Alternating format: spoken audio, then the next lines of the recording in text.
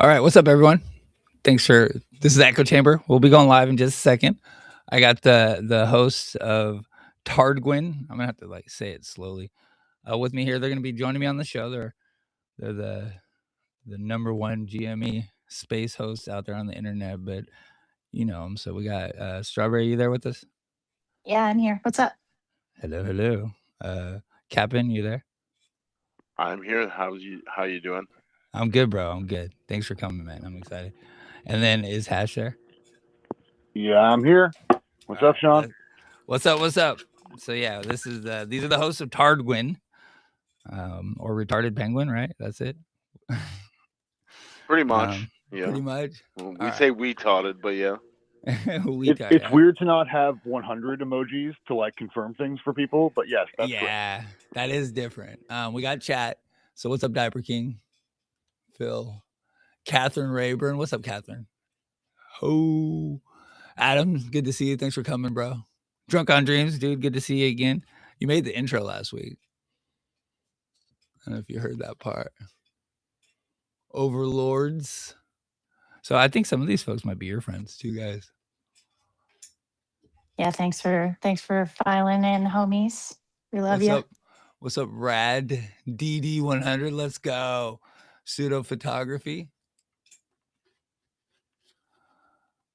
See, I'm not getting any analytics on the stream, but I see that people are in here, so that's good at least. We got 13 watching, so that's cool. All right, we'll get started in just a second here. If you're looking at my screen, you can see I got GME up top. If you're checking, I got the 5-minute chart up. You can always see what chart I'm looking at. The time frame right there. Underneath, I got AMC because I am a degenerate and I like to play calls. And AMC has been moving good, especially since Barking Puppy told me to do it. And then we got Spy over here. But anything GME related, I got in the watch list on the right here. Volume all the way over. Just some other shit down here to keep an eye on too. So try to keep that up as we go. You want to watch the chart. Get rid of this fucking.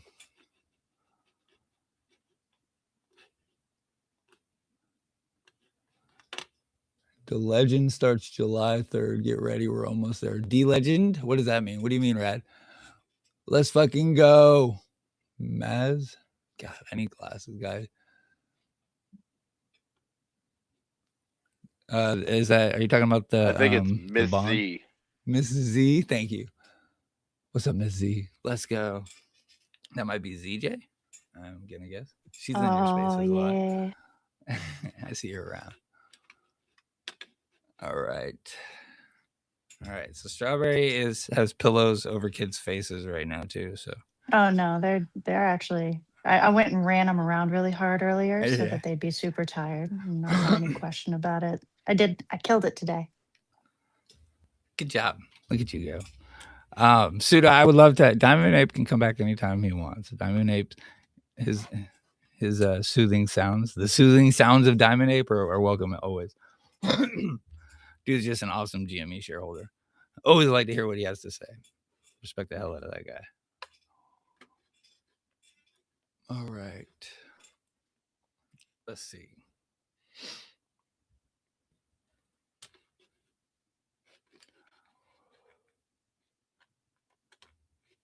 Oh man. That doesn't even look bad. Maybe a little bit. Might be coming to an end at $3 for a while. Who knows? Worth keeping an eye on for sure. Toy Story 5? I don't know. All right. Toy Story 5, the biggest weekend. The biggest weekend. But I mean, oh, go ahead. no, please, you go ahead. Nah, it's all right. Go ahead. Have you been seeing any movies? That's what I was wondering. There's a No, lot out. what I'm seeing is a lot of barcoding on the daily.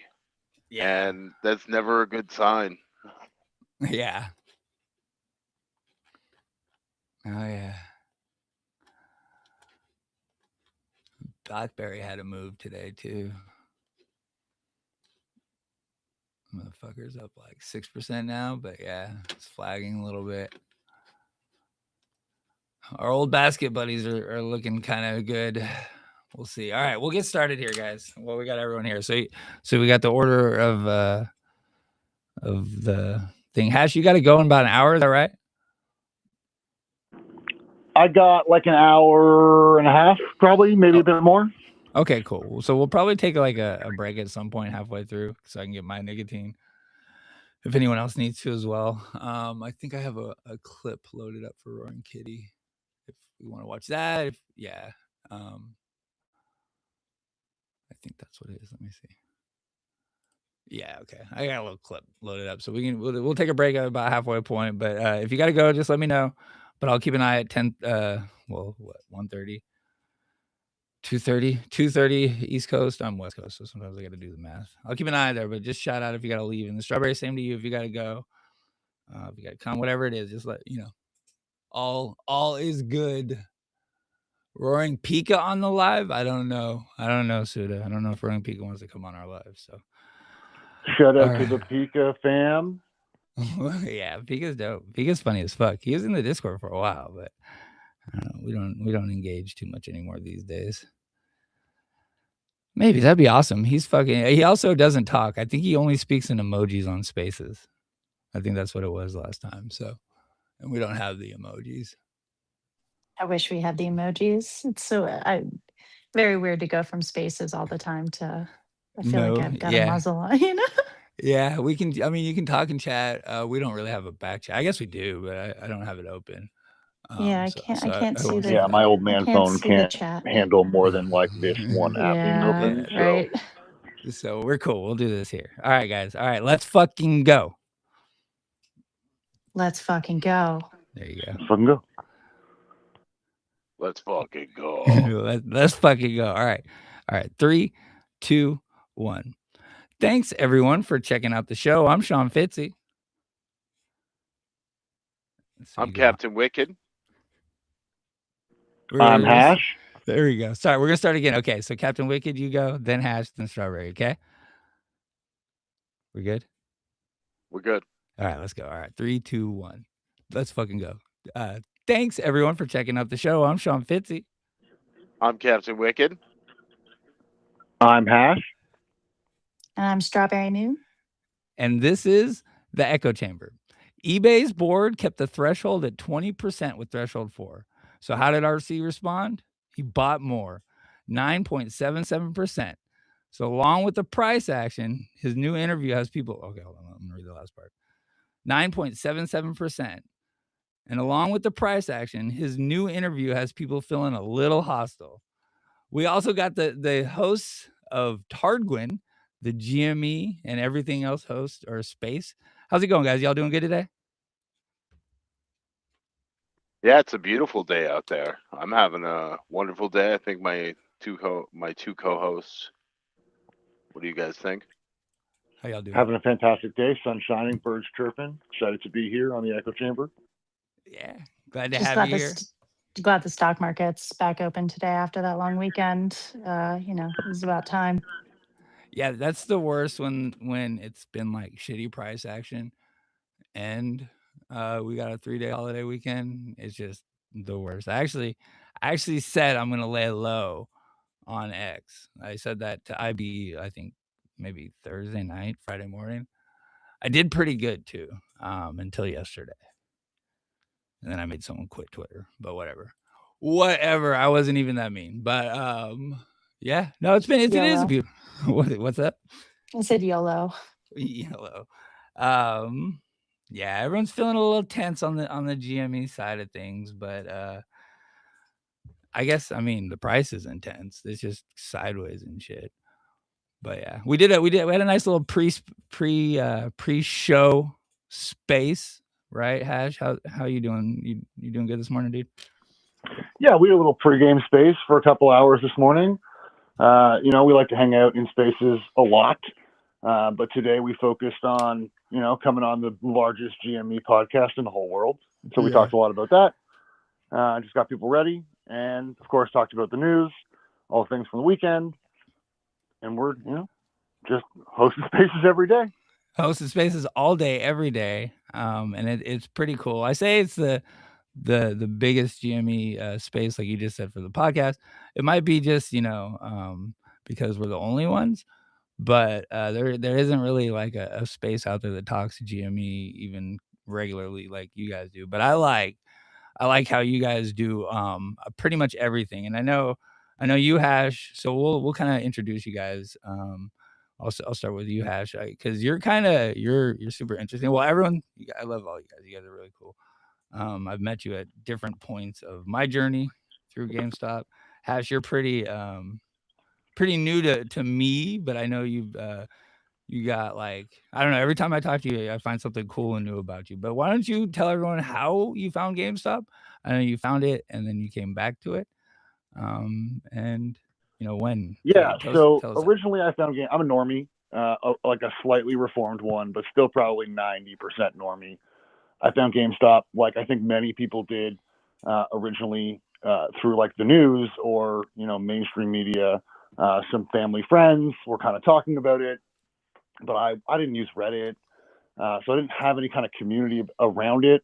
I just kind of had some and held it, and then a few years later, I was very into the crypto Twitter space, which is its own weird economy. And Squeezy Christ, from what I now know, a pretty known figure, at least in the BBBY community, came into one of my crypto spaces to talk about meme coins, his meme coin. And I was like, this is very interesting. I didn't know that there was a grander GME community on Twitter. So I found some spaces where they were hanging out, and I got to know the community over a few years. And in the last, 3 or 4 months, it's just been some really compelling news, with eBay and Ryan and all of these announcements. I feel like the news is usually dripping, and right now it's coming in like a flood. So it's been pretty exciting. Yeah, it is exciting. So you I think you said at one point, even some of the barking puppy stuff kind of brought your attention to us too, right? Like, I'm always interested in how people find GameStop. It doesn't matter to me how y'all find it. I've been here since 2021, just so you know, if anyone out there doesn't know. Yeah. So Cap and I had a bond in the kind of like GME, D Squad, Bobby community over like most people were pretty averse to crypto, and I think they still are for good reason. Crypto is very I didn't cautionary. But Cap and I had a relationship about it, and when Kevin allegedly dropped his latest coin from his account, Cap had DM'd me, and I was like, what's this situation about, and why do people care about, it's Roaring Kitty's brother? And so that kind of dragged me back in to, again, the like very tinfoil lore side of what's going on. And then as a crypto person, obviously the Roaring Kitty account compromise, I'm going to call it. Yeah. And I was in a space, in the D Squad space, and Mags came up and was like, hey, Roaring Kitty tweeted, there's a contract. And because I was hanging out with the actual community, I was able to get in way before my crypto friends, which drove them a little crazy. But it's been really exciting and a weird overlap of crypto and GameStop recently. Yeah, it has been.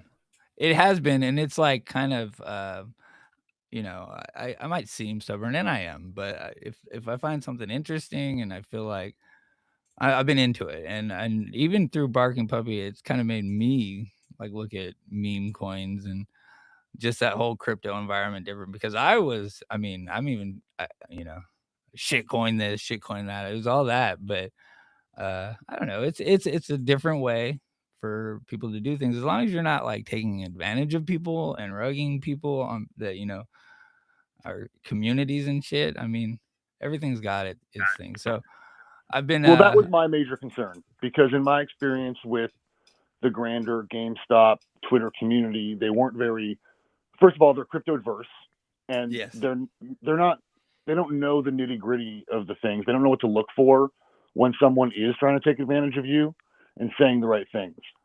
And like when it comes to, stock related things, they're very knowledgeable, but crypto stuff, I was like, ooh, are these people taking advantage of Kevin, of the GME community, of their own audience? Because like someone is making a fair amount of money from this Kevin thing, Oh yeah. And I don't know if it's Kevin. I've seen blockchain evidence that like it's connected to Kevin's wallets, but that really doesn't Huh. mean anything. It could be anybody, but like someone's made like well over 6 figures off of this, not including the original dev.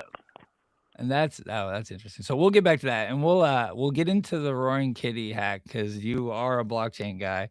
I know that there's you have friends that are super like more experts at it. I've been listening to your space. You guys are very knowledgeable, but you are too, and I know Captain is too. So me and Strawberry were talking. We're interested to hear what you guys know about the blockchain side of the Roaring Kitty hack because. I don't know. And there's controversy. Like, is it a hack? Was it Kitty? I know you guys have an opinion, but we'll talk about that. That's real cool. I like that stuff. So, Captain, you doing good, bro? I'm doing very well, man. Good. Doing very well. You've been around for a while, but you and I have not interacted that much on social media. I would say it's probably because of the BBBY stuff. There's Most likely. most likely you're a shareholder there. And I got this wall. Not me, but like I feel honestly like there's more of a perception about me with the folks on that side. And it's really, I'll just say my part on that now is that it's not. There's a lot of fucking really cool people and really good GME shareholders on the BBBY side, and you're one of them. There's just a few fucking shitheads that I have my problem with, and I know you see that too. So, it's unfortunate that we didn't get to start hanging out until recently because you're really cool and you're a really fucking good GME shareholder. But why don't you introduce yourself to my audience and let us know how you found GameStop and when you found GameStop. Oh, okay, most definitely. No, definitely. And thank you so much, man. No, I feel like I'm the same way, but on the opposite side. Like I have like, there was that wall between me and the GMEers. But I mean, some of it was definitely called for. So I mean, self-inflicted, right? yeah, exactly. But so originally I found GME because I was watching a CoffeeZilla live stream, and he had Tom Nash on, and Tom Nash just said, "Oh, there's a war going on over at GameStop," and it was like the Friday before the sneeze. Okay. And so I got in then, and then learned all about it, and then just have ridden that wave ever since. Really, that's awesome. So you got in a few days before me. I got in at the very tippity top. When they only allowed you to buy 3 at a time. I got 300 and I got my first 3 shares were at $323 each. So let's fucking go. Yeah, that was me. I've made a couple times I've done shit like that, like in June later that year. After that big AMC run, I took all that and put it into GameStop, and then we had that offering. So oh yeah, yeah, that was fun too. But so you've been around forever. Did you start? So you say CoffeeZilla. How did you get to Twitter? Did you do Reddit first, and like most of us make our way from Reddit to Twitter? So I was on Wall Street Bets, and I didn't have like a huge account, but I was able to get onto Wall Street Bets like right before they started like gating it. So I was a member before they threw in a lot of the positions, and then when they shut down Wall Street Bets, I ran to Discords, and then in like 2023, I got so sick of Discords that I went to X, and then I've been pretty much here since like maybe 2022, 2023.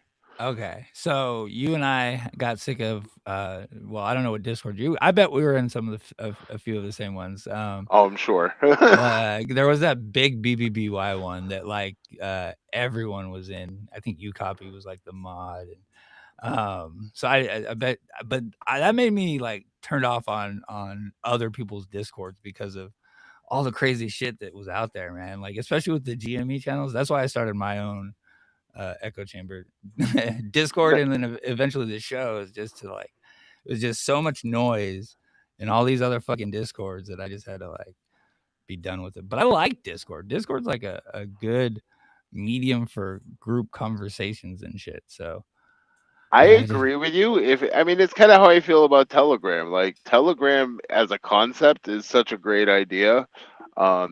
but Telegram how it's most often used. Now, I mean, I do have respect for your Discord. I haven't been in it or experienced it, but everything you've told me about it, like you can't get in.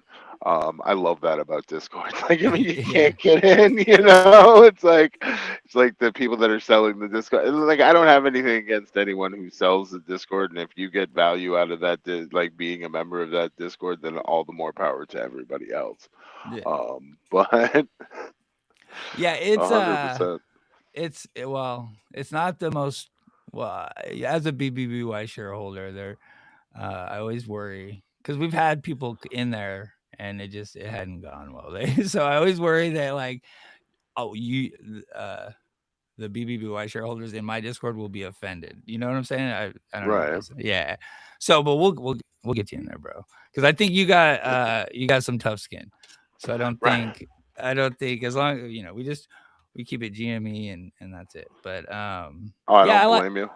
I like I like that. Well, that's kind of a lie. We have a meltdown channel where we just talk shit. It was just talking shit about barking puppy.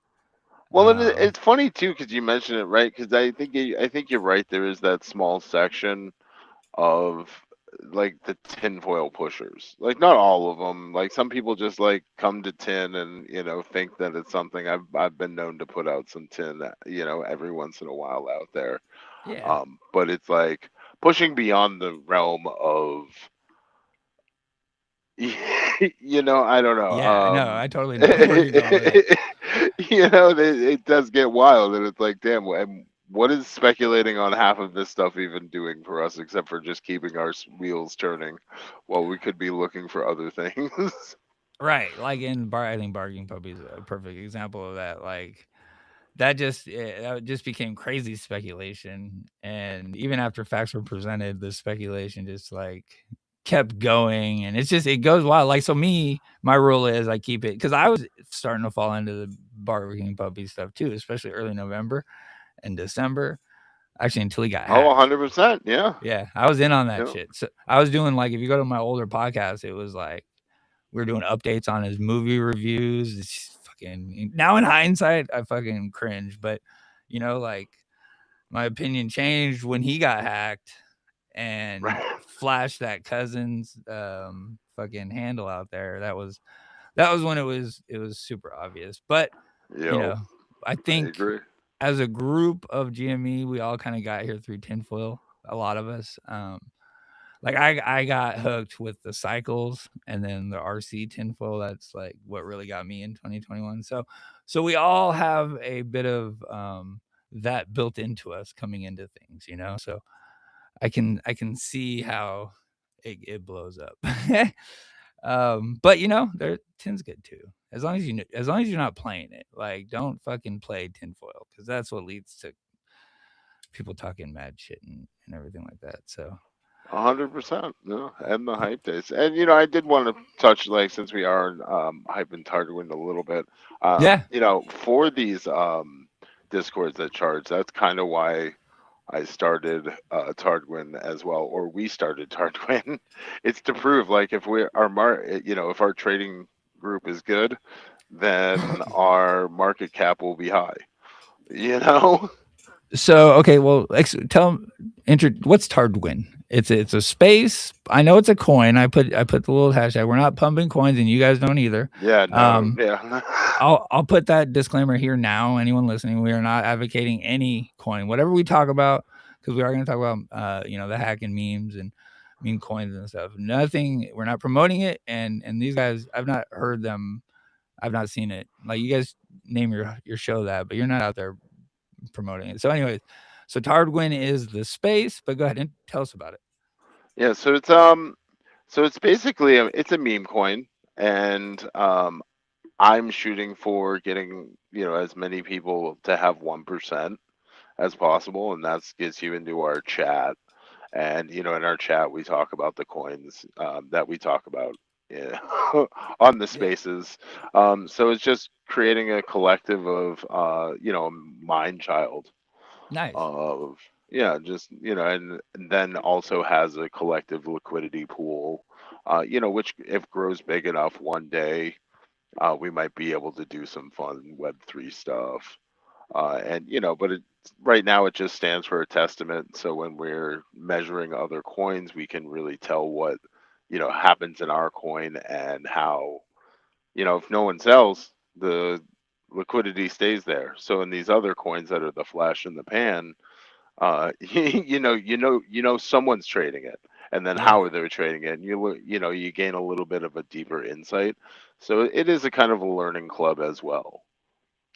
Yeah, it's cool, and the spaces kind of reflect that as well. And being that you guys are all GME shareholders, you talk that, you talk just bullshit, which is cool. I like that. Like our GME spaces that are out there when they pop up, they're good, they're informative, but they're not really just fun. You know what I mean? Like the BBBY guys had those huge spaces with 300 people every every fucking day. That was just bullshitting and talking shit. But GameStop never really got that. But I think that's kind of fun.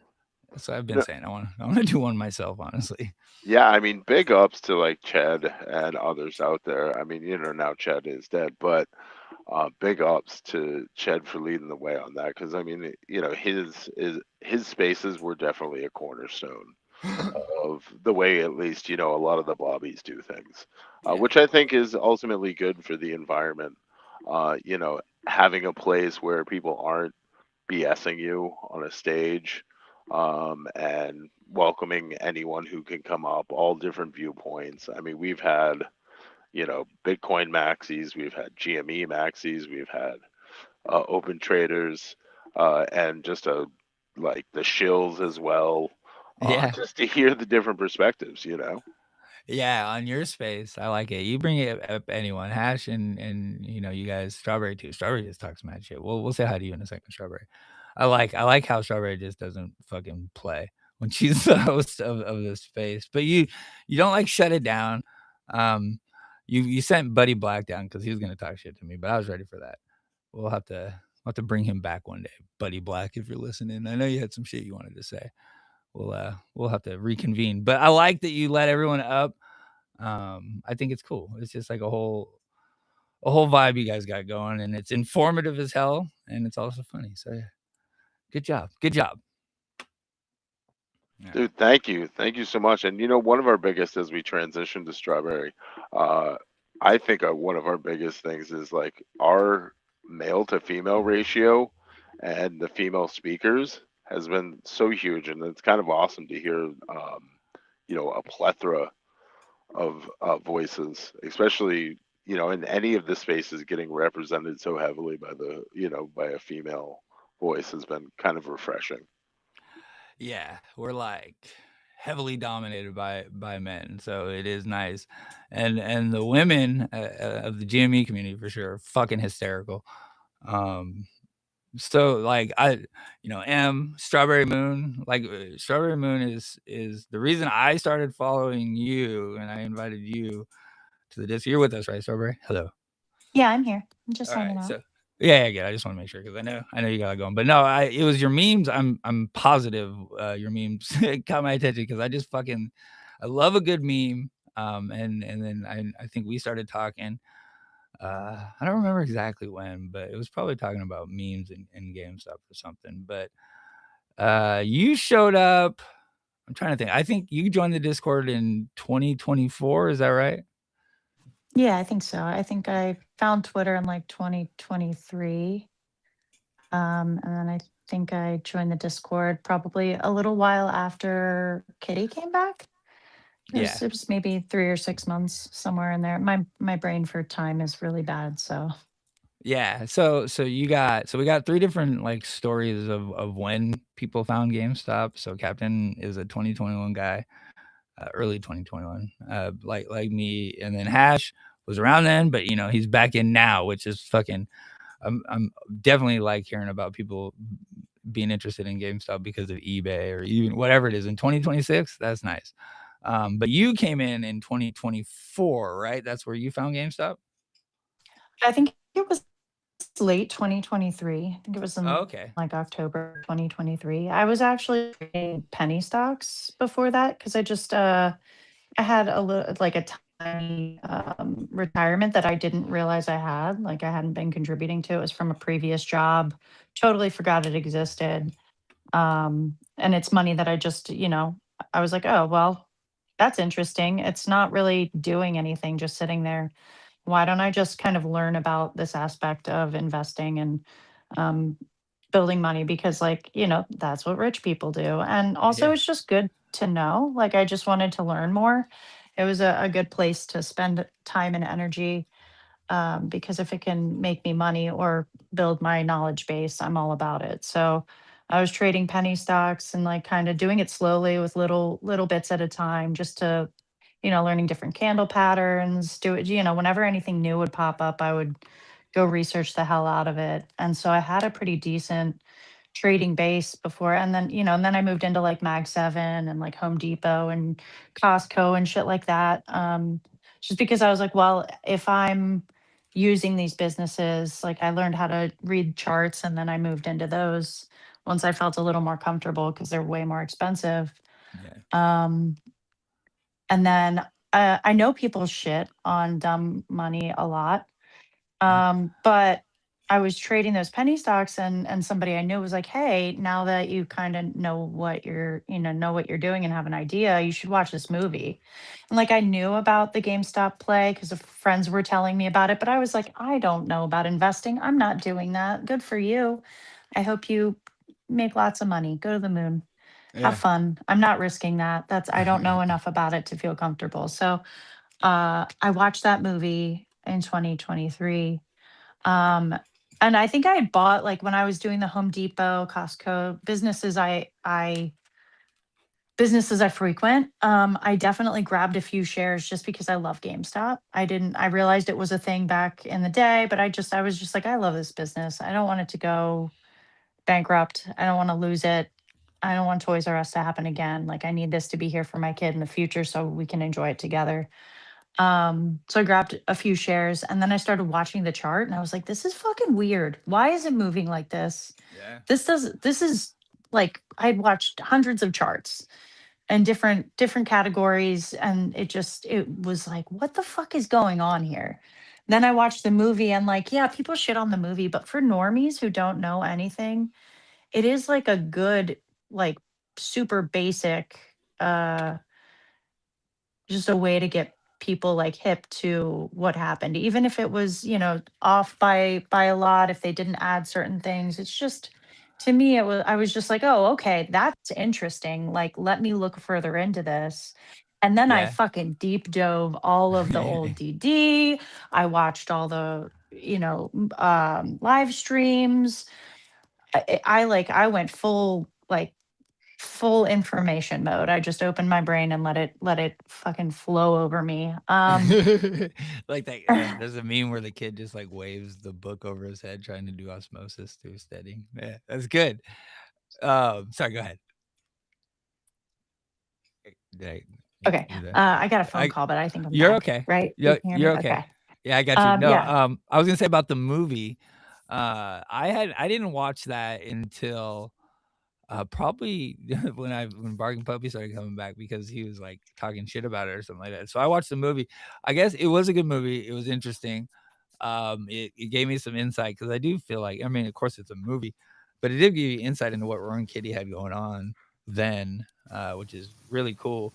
But it just left out RC and everything that happened after. That's my problem with all of those things is it ignores the fact that we have cycles like the price action you're talking about. It completely ignores all of that. If you got in and around October, by the way, God bless you, because you dealt with some really bad shit in 2023. Yeah, I'm just looking. That was probably my least favorite time was June 2023 through before Kitty came back in April 2024. That was just fucking brutal.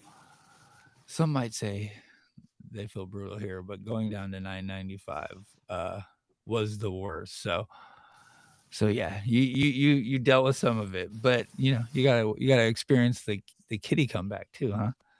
Yeah. So that's when I found Twitter, was when he, I guess, reposted or liked the Run Lola Run tweet. I heard about it and I was like, oh, snap. I have this Twitter account that I made because like when Trump got on Twitter, he was posting the most ridiculous stuff, and I just kind of wanted to see what kind of like crazy stuff our president was saying. Yeah. So I made a Yeah. Twitter to like just, and then I just left it alone because after a while I was like, okay, I'm bored, and I just left it there. So like I had an account to come back to, which was nice. It was already there, and like, you know, it was it was really interesting how like how I kind of found the community and like the initial interactions, because I didn't know any of the previous drama, like any of the social aspect of investing in GameStop or Bed Bath and Beyond or any of Yeah. that. I just came in like, you know, brand new, like doughy eyed, like, oh, and like there are certain names like it's clear like this person's been around for a really long time and they know their shit and they're well respected in the community. And they would post banging ass memes, but like I didn't know who was BBBY. I didn't know who was elitist. I didn't know who was just kind of hanging out. So I was just friends with anybody who I vibed with. And so it put me in this really weird spot in between all of these groups that had lots of drama with each other. Yeah. But luckily, like you know,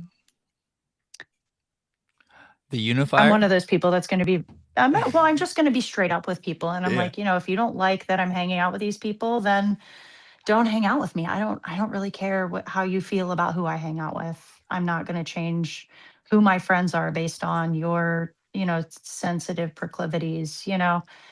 Um, Yeah. so I guess like having that straightforward, like if you don't like it, fuck off, you can leave. Like, and sorry, should I not cuss? No, this is this Okay. is Echo Okay. Chamber. I We just, start, yeah. we start out the show with okay. "Let's fucking go." Oh yeah, duh. Okay. Yeah. Yeah. Sorry for a second.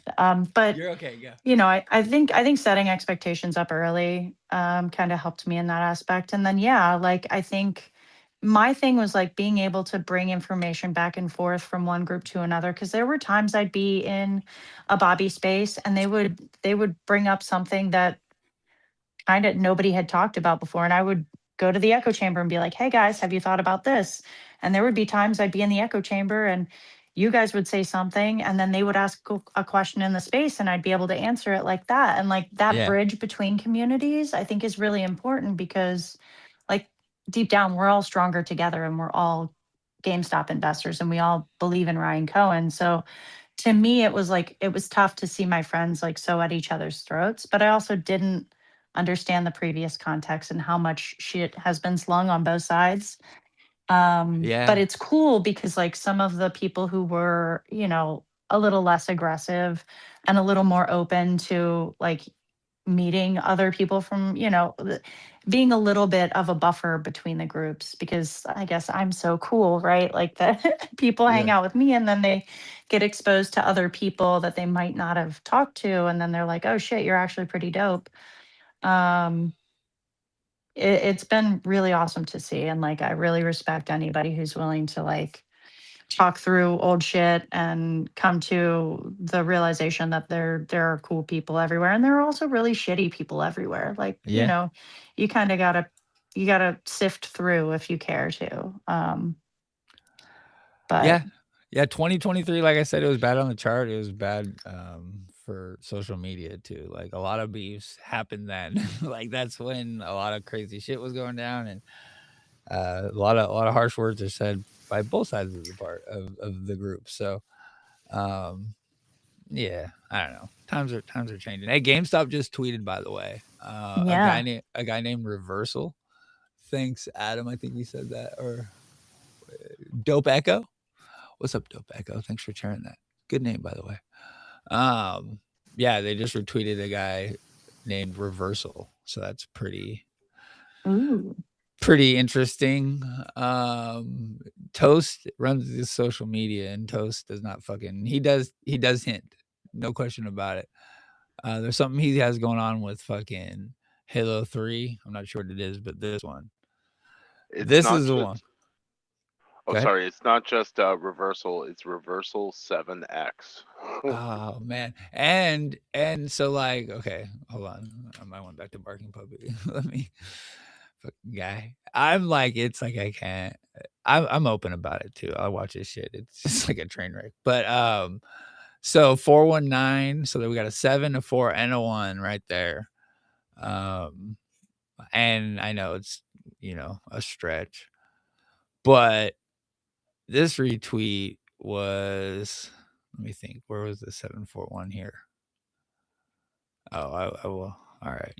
It's in the date 12/7. But anyways, and then they did, the other time this meme was used was in May 2024 on a 741 post right before we bought 4,710 Bitcoin. And I said 2024, I meant 2025. So I had that marked on the chart a second ago.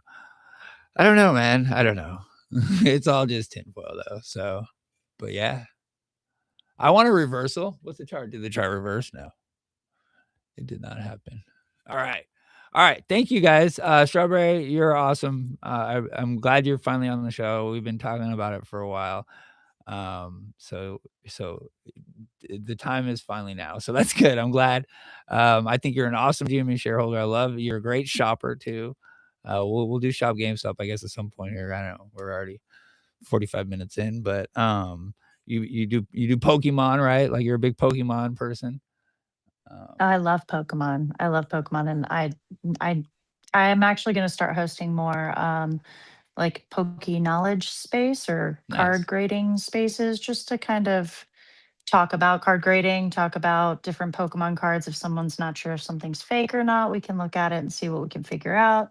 That type of stuff. It's kind of my like bread and butter. I love Pokemon. And the fact that it came back around and is such a big part of what I'm invested in and my life right now. Like I have cards that I got senior year of high school from my friends because I gave all of my originals away. But I've just Nice. held them forever, and now I'm able to get them graded. I mean, Yeah. the Well, knowledge is, maybe for like 80 yeah. I bucks, mean, right? well, I'm gonna wait. I'm guessing they're probably gonna up their value price because I mean, if you have so much demand, you have to, Yeah. you kind of have to if you're a business. It doesn't make sense not to. So I'm expecting probably a price increase, not to 80, but probably a bit, kind of like when they started the grading at GameStop, it was 15 or 20 to get something graded, and then they raised it to 25 or Yeah. 30, so we'll see. And it should be another 3 or 4 months is what they're projecting before they come back. So Yeah. You we'll see. do you rip packs too, right? Like you like to do that? So Or I you haven't been buying as many modern packs just because it's kind of because I have so much vintage to grade at my house. I do have some packs that I, when the kid does something extraordinary or like, we're having a bad day or something like that, we'll sit down and rip a pack together. But I specifically haven't been buying modern because I want the kids to be able to do that. And I also have other places to spend my money, especially now that the stock is so low. Well, Yeah. low, Yeah. if it's under 25, I'm going to buy some stock instead of rip a power pack or some cards. But I mean, I think it depends on the set too. I haven't really been thrilled with any of the sets. Yeah. And No, I'm that's what I was gonna say. kind of at the point where like it makes a lot more sense to buy it raw and then grade it, or well, maybe not anymore, right? It was for a while. But like, I'm a gambler to a point, but I've ripped enough packs to know that I'm not going to hit the card that I want, and it will save a lot of money just to find it and pray that, it comes back a 10, Yeah. We had a drop Friday. Um Nothing, I think it was like I forget what it was, but I don't know. Our prices are a little high. I think that they're backing up some stock. So hopefully prices will come down a little bit. But Pitch Black's getting ready to come out. I know Chaos Rising is out, but everyone's kind of waiting for, I guess there's a collector's, what is it, the 30th that's coming out? What's next? What's the next big one after? 30th. Well, Yeah. I mean, the 30th is coming out, I believe, in like September. Is around when that's coming out. There's probably going to be another drop before that.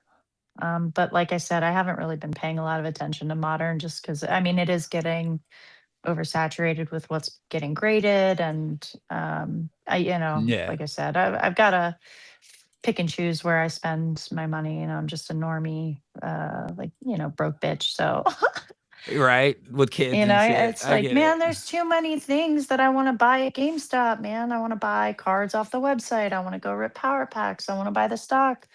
I want to, I want to get a new controller. I want to, fuck, man. Yeah. I'm trying to take all my money.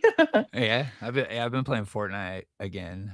I get going waves with that. So yeah, we maybe did play. get a little bid just now. We're at 21.53. It's Oh only yeah, like, we broke out. Let me but go to we're the green chart. again. Nice job. Let's Nice job. go. Nice job. Well, okay. Thank you. So let me show this tab. I want to talk about the Roaring Kitty. This is a nice little candle here. Would like some volume with it though. And have Yeah. you heard this news about Microsoft is considering spinning off Xbox? No. What, Restructuring? like as like its own company? I guess they're considering possibilities of restructuring it as a wholly owned subsidiary, a joint venture, not an outright sale. Huh. This is new news? I think Or- so. I Oh, should okay. probably look that up though. Oh no, it's all right. I just hadn't heard it. I didn't know if it was something that's been out for a while because I don't pay. I'm an Xbox guy too. I don't have a PlayStation, but it's like been so like like their releases aren't very good. I hadn't even renewed my Game Pass Ultimate or whatever. I'd stopped that, but I turned it all back on now because I wanted to play Fortnite again. Some shit about no build Fortnite is fun for me. I think it's because it's kind of easy. I actually get victories every now and then and shit. This candle I like. Okay, so we're about 45 minutes in. I probably want to take just a quick little break. I want to talk about the Roaring Kitty hack. You doing good, Hash? He's been quiet a little bit. We've been talking about other I'm stuff. back. I was Let's disconnected, go. but I've just returned. I would love to talk about the Roaring Kitty hack. All right, give me 2 minutes, okay? Compromise. Compromise. There you go. Give me 2 minutes. I'll be right back. Do you guys want to talk amongst yourselves, or let's see what this is? How long? Let me see. 1 second. I mean, it's funnier to sit in silence, but Well, it's that, or let's do On this. the daily talk, first of all, daily, that's a distinct possibility. Sometimes these I'll be things right can back. run multiple days. I think what might be, I wasn't able to read everything today, right? Busy day, lots happening with GameStop, too much to read. It's very difficult to track everything. But with some moves like this, some people are really skeptical of the moves. Like, this is bullshit. Meme stock, blah, blah, beep, beep, beep, boop. Meme stock, just short, beep, beep, beep, boop, boop, boop, boop, boop, boop. Just shorts closing. It's nothing here. Sell it, sell the news, blah, blah. Although there wasn't no news today, right? But legitimate thesis here. Maybe some folks don't agree with that. That's fine. But for other folks, we're like, no, this is a legitimate thesis. And because there's a legitimate thesis here and material potential upside, we think like, oh, okay, then maybe people slowly buy into that, right? And it can keep on going as people buy into the story. This is why it was important. And we said this on Monday. It's important to note, not to necessarily make a forecast off, but it's important to note that like the bull thesis hasn't really been picked up, everybody, right? Because that's potential. When you see its potential upside as people buy into the story. Same thing for the short interest. Even if you're not betting on a squeeze, those are future buyers of the stock. They're future buyers of it. If your thesis is correct, then that's potential. Those are potential buyers. That's how you view them. And you're like, or if you see pervasive negative sentiment, that's potential for it to flip the other way. And sometimes that flip can take a while. Who's to say if like the short-term move is done? That is very difficult stuff to predict. That it's like a fool's errand to even attempt. Which all you do is kind of read the tea leaves a bit. If you do your best to guess how much sentiment is flipped in the near term, has all the news been kind of priced in? What's the chart look like? But it's really tough to predict. But indeed, to Daly's point, some of this stuff can go, and Justin's point too, it can go multi-days. Who knows though? We'll have to see. That's difficult. I just like watching Roaring Kitty. Oh, okay. That's about it. Dude, preach. Yeah. I mean, it's like, oh, it's so good. And then like I went back and took a refresher after we had all that after I think the AMC video was released, and I was just like, it was night and day. Yeah. Yeah. Yeah, he's just fun and he's entertaining to listen to. I like his he's not, he's not a professional. He's just up there trying to do it and talk about GameStop because he was passionate about it. And he's just so fucking knowledgeable too. It's cool. I like listening to him. So all right. GameStop's catching a bit of a bid for lately. We're up 0.16 on the day though, 2.64 million. What's up, everybody? Thanks for coming out to chat. Good to see you all there. Wall Street Short Bus. Adam CNRA. Wall Street Short Bus. Is that one of you guys? That's me. That's me. I thought so. All right. I thought it was you. Thanks for chatting. What's up, Ape? Ape Alto. Good to see you again.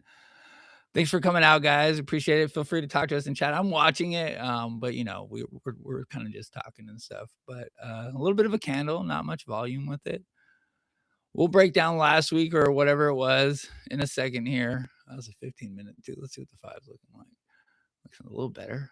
So I wonder if we got some calls. What is the option chain looking like right now?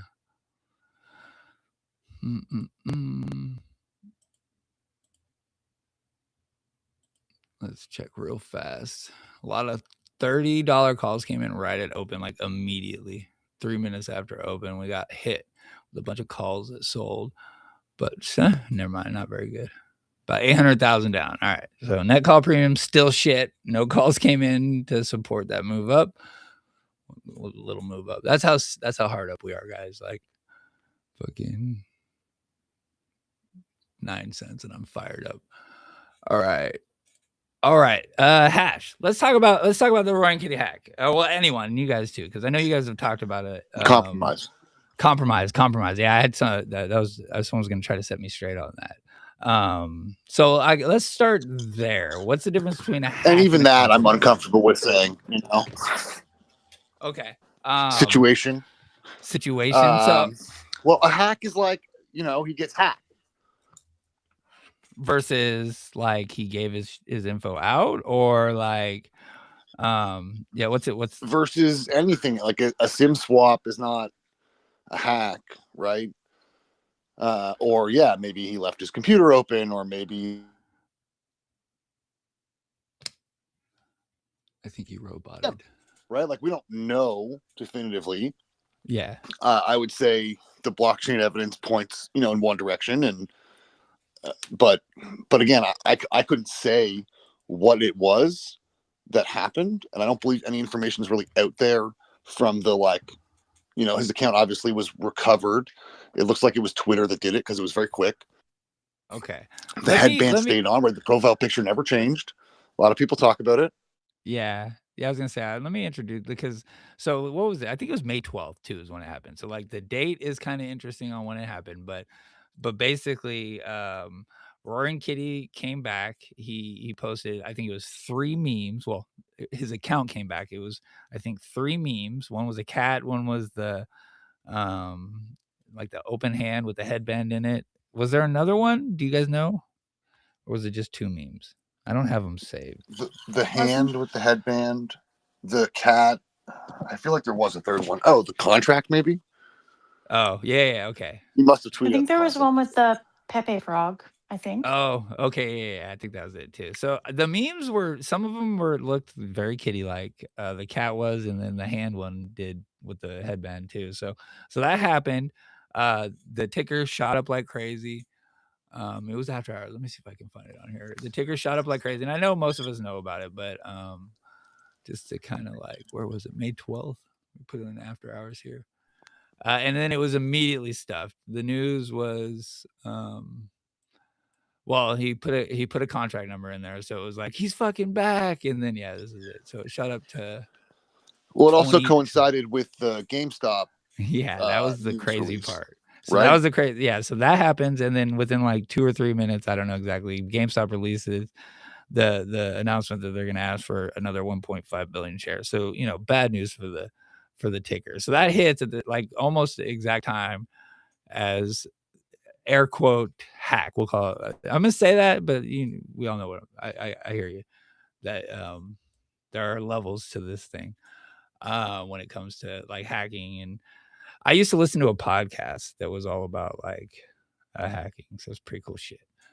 Anyways, so so that happened. It got stuffed. Whatever happened there, the motion was done with immediately, and then within a couple of days, the profile picture also had a change too, and that was the headband went on the profile picture, and that is still there. So okay, I feel like I did all right catching this up. But you were talking about how you think the account got picked back, got Twitter saved it or kicked the hacker out, or what were you saying there? That's my guess, just with the speed at which it happened. And to anyone who's an outside observer, it seems to follow like a pretty consistent pattern of famous people's accounts getting compromised and either promoting crypto or something like that.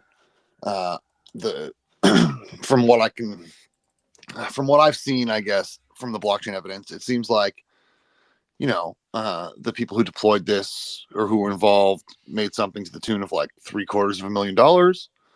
Wow. Plus there was a bunch of creator fees from the volume of the token, right? So when you say the ticker had a lot of action,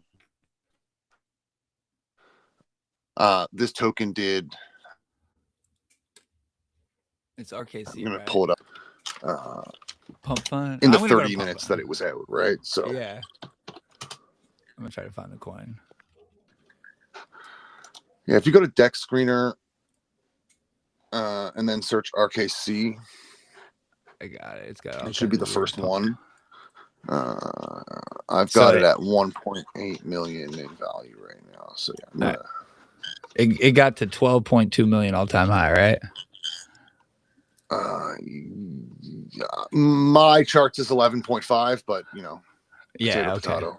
I think we're on the same one. I got the Pump Fund version of it up, but Yeah, so it did $30 million in volume on the first day oh, and shit. 20 million on the second day. So that's 50 million. Then after that, it really petered off. 6 million on the third day, yada yada. So in the first 2 days, it did 50 million in volume, which is probably another $500,000 in fees. if I had to Yeah. guess. Yeah. That's crazy too. And that's through Pump Fund. Is that so they launched it through Pump Fund? Is that how that would work? Pump Fund is a complicated system, but when your token hasn't graduated, so they have a liquidity curve where you need to put X amount of Solana or dollars into the token before it graduates, which means like it leaves Pump Fund ecosystem and it goes into like the real world.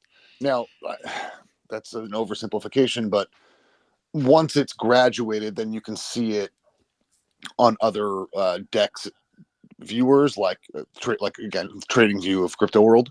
Yeah. So yeah, I use DEX Screener. I gotcha. And once it's graduated, you get a lot more traction and things like that. So Pump Fund makes a certain amount of percent on the fees before it graduates, and then they change it for after graduation to like, I don't know, it changes based on the price of Solana, but I think like $250,000 market cap. And so for Pump Fund, they want a token that's under 250,000 market cap that does a lot of volume. Yeah. Because they make Okay. 70% of the fees and you make 30%. And I think that's generous. I think it might be closer to 80-20.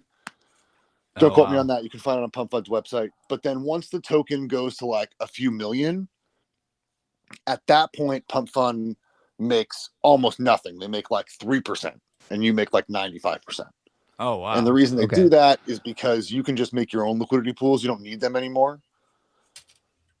Yeah, And- I've heard and you they know talking that. about that. So- That shit's wild. Like that whole thing is like that. There's a whole nother element of like what you're talking about, liquidity pool.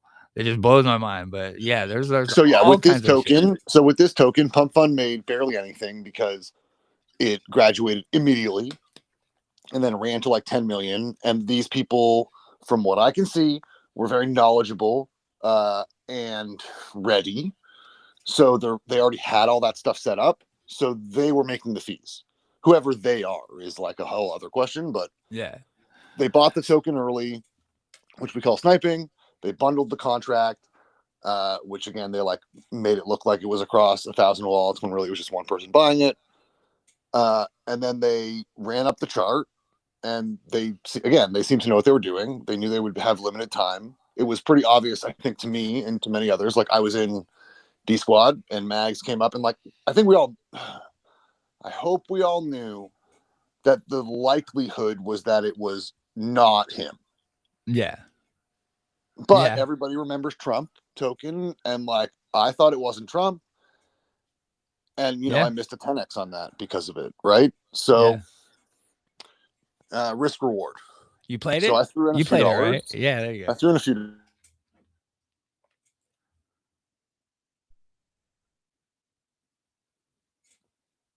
Did I lose you? Oh, he rugged. I mean, he is glitching. Yeah. Come back in. I mean, when you- I got in at the same time Hashted, but Did you? knowing See, that that's it was good. probably, yeah, I mean, knowing that it was probably, I mean, when I play meme coins, I play with small amounts, kind of like um when I started with stocks, right? I was playing with like very little amounts in penny stocks, minimal risk, right? If I lose $5, oh no, it's not the end of the world. I do it for the knowledge, Yeah. because even if, I'm not in it to make a 10x, I personally, I'm in it to learn about it. That way, in the future, when it becomes a more frequently used thing, and when stuff like this happens, I at least have a solid base knowledge of what's going on. I'm not caught flat-footed, uh, Yeah. trying to figure out how to get Solana into my wallet so I can buy Kitty's coin. Like I'm not. There's Yeah. no hype around it for me. It's just a learning experience. So that's kind of how I do it. I like. That's good. I was gonna say it's been a learning experience. Like I tried mayhem mode on Pump Fun, and that shit was ridiculous. I don't recommend that. I don't even know what that is. Yeah, it's the So- dumbest shit I've ever seen. I didn't even know what that was.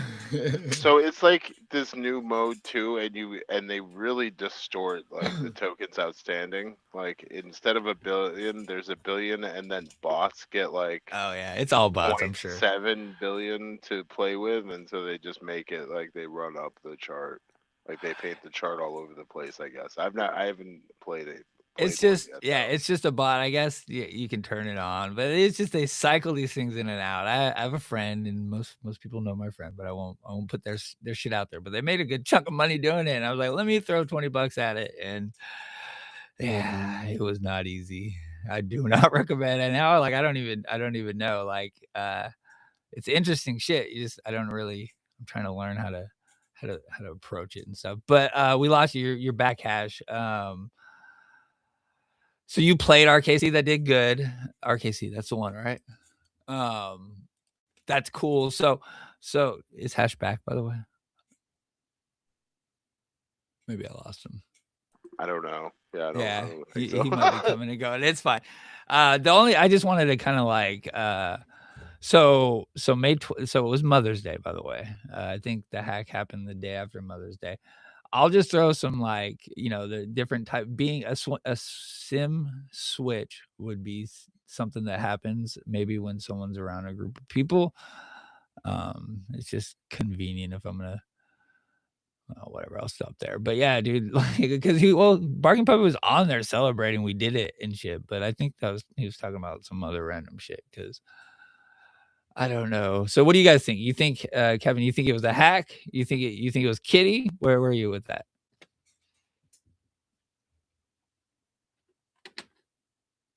Am I losing everyone?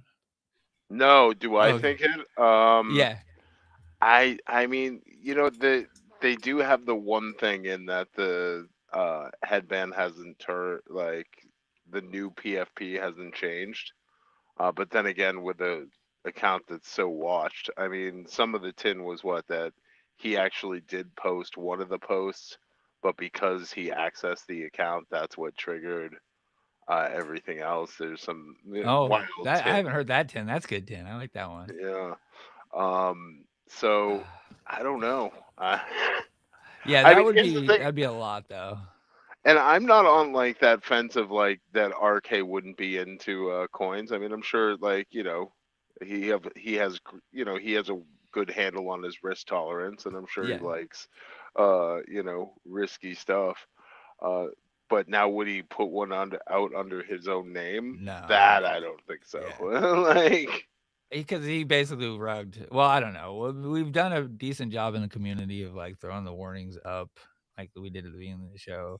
So everyone now at this point, we saw that everyone's like, "Oh shit!" A contract posted usually means a hack, but still, I don't think Kitty would want to rug his community, the GameStop community, but a lot of us are fucking here because of Kitty too.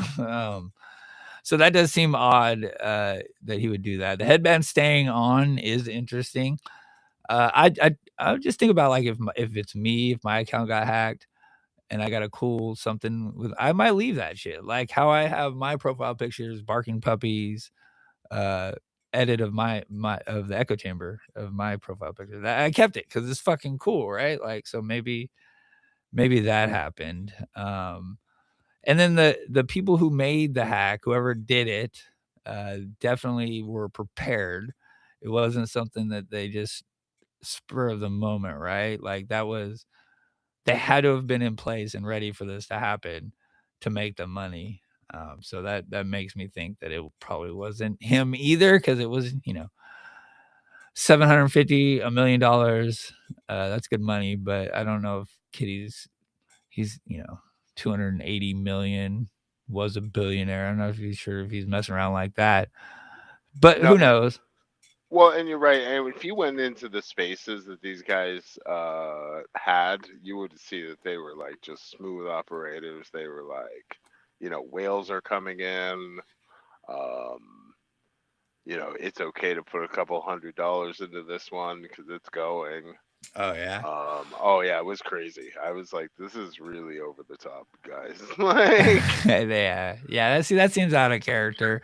I like the idea that maybe these were his drafts, like the memes, a couple of them. I could see that being the case. Like whoever got the account saw that he had drafts in place. Maybe they saw when too. Who knows? Because you can schedule tweets, but I don't use that. I'll make drafts of tweets, and so if someone got in, they'd see all kinds of fucking dead posts I've started. But maybe something like that, because I think those memes are pretty cool. But we've seen lots of people duplicate his style and pretend to be him on X, so it's not like it's impossible. But I don't know. Maybe the fucking hack like stopped the return, because it was such crazy timing. Everything that happened in May was kind of bullshit. I'll just say that. Strawberry, what do you think? Do you think it was a hack? You think it was a hack, right? I don't. I mean, personally, I don't like Captain said. I don't think he is averse to crypto. Like he's a very smart guy, right? Like if he wants to go make money off something, he's going to be able to do it. But like he also said, I don't think he would try and wash the GME community. I think he knows how long we've held on and how long we've been here and how loyal, a lot of us have been. So that seems out of character. I'm not saying he wouldn't do it because people change over the years. Like we don't know who Kitty is, like really. Yeah. So I don't like to speculate on things that like really have very little information out there too. So it's hard for me to say. I'm on the fence, just waiting to see if we eventually get an answer, Yeah. Or another tweet.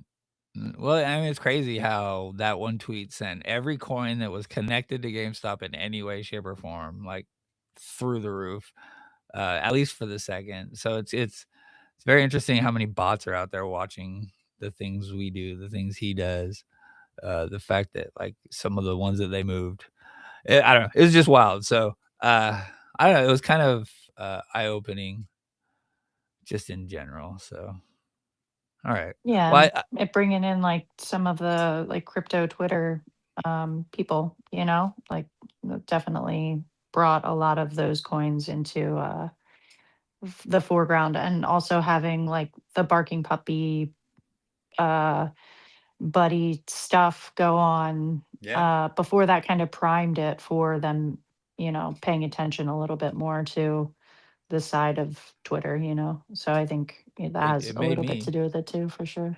Yeah, it got me more interested in all of that stuff. I think I started. Well, Barking Puppy got me paying more attention to it, more on the defensive side. But yeah, I think it's interesting. I don't know where it's something to mess around with. Like I like playing call options, right? So it's kind of how I look at the memes. If you're gonna play them, just be ready to lose that fucking money. But yeah, it's cool. All right, so let's go move on because We got to talk about the eBay deal a little bit, and I know people might have to go. I think we lost Hash, so if we did, bro, sorry. Thanks for hanging out with us, dude. I know you got stuff going on. Check Hash out and all of his mini accounts. We had a lot we could have talked about too, because that dude, I found out he is a Big Brother influencer, which is crazy. I didn't even know there was Big Brother influencers, but that's fucking cool. Well, he He's, says midfluencer. Midfluencer. Yeah, that's just great. I mean, what? Yeah, we're all kind of low end doing it, but yeah, it's fun stuff. So okay, do you guys have anything around crypto or anything else before we move on to the eBay deal?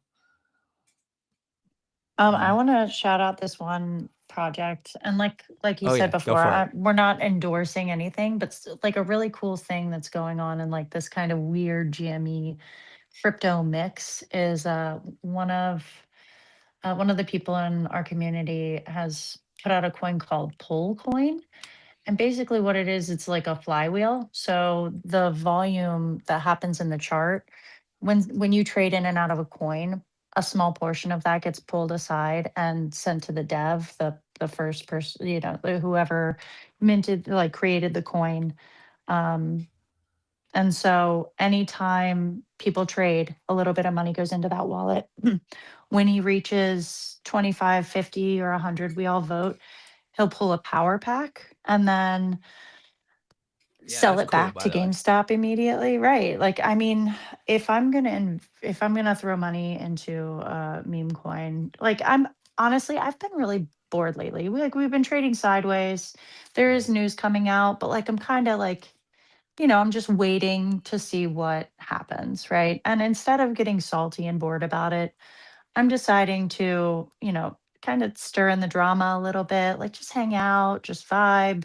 I haven't been making as many GME memes just because, because I'm busy, but also because like, I don't know, I've been kind of bored. So instead Yeah. of spiraling out and like being in the actual GameStop drama, because there's been some of that lately in the community, I'm kind of branching out and meeting different parts of different communities on Twitter. And so like that's why he dropped this coin, is just because he's bored, right? And we want to Yeah. keep ourselves occupied while this sideways action is going. And so like if I'm gonna invest, if I'm gonna put money into a coin, I want it to do something that helps my actual investment, and pulling power packs. And he's also got a bunch of different cool aspects of the coin. Like he sends out distributions based on like the top 50 holders, I think right now, and that's subject to change. But the top 50 holders of the coin get an allotment at a certain amount of time. He has this one side of the game that's like the most volume in a certain period of time. The top 5 people with the most volume into the coin will get a distribution. If you buy, I think it's if you buy a certain amount of the coin, you get to there's an interesting like weird whole digital card thing that he's done. He's done a lot of work on this website, but I like the volume aspect of it because like that's kind of how this coin works. Is that like the more volume it has, the more cards we can pull from GameStop, and the more kind of fun it is. I love pulling cards. I love power packs. I love GameStop. And, this person is also, I've been pretty close with them for a while before all of this. So it feels a little bit safer to me, even though it's, always be ready to be rugged. But like, Yes. I have a previous, experience with this person. So there's a little more trust there. But the pool coin is pretty interesting. And Yeah, I've I think liked that. I've liked seeing like the different things you can do with meme coins yeah, I think it's really sometimes. cool. There's a lot of different things. It's like I mean, it's just wide open if you're creative enough, and the person running Pool is trying to find a way to contribute to GameStop while doing that. So I think it's pretty sweet. And I think what you're saying, they're using the creator fees, right, to buy power packs. Is that what they're doing? Yeah, so they're Or using the creator fees to buy power packs. that's And cool. then whatever money they get from from selling back whatever they pull, because they sell it back immediately. Yeah. Um, and I believe right now they're doing it on stream so that people can see it, and so that it's not like he pulled like a $300 card out of a $25 pack, but he's going to pull again and then sell that one back instead because it's cheaper, right? Like he's Yeah. very transparent about like what's going on and how this is working. So like the money that he gets from selling the card back goes into that allotment for the top 50 holders and kind of gets divvied up for the volume, I believe, too. Sweet. Yeah, it's pretty cool. Like it's interesting to see how the different mechanics have kind of come together. Yeah, I think it's pretty cool. I think just different ideas that are out there. If they're trying and they're not like looking for ways to rug people, it's but be careful because usually anyone that creates these coins usually has enough control to fucking rug everyone involved. So keep that in mind. Kevin, you got anything before we Absolutely. move on to eBay or? Hardwin. I think Hash is back. Oh, did you Am I say back? captain? Did you say Huh? captain or? Yeah, He said captain. But am I back also? you're back. What's up, bro? Let's Good to hear go. you. Let's go. We're gonna move on to the eBay thing. But did you have anything before we did move on? I know we kind of lost you a little bit. We probably both do. You want to Yeah. go first, Cap?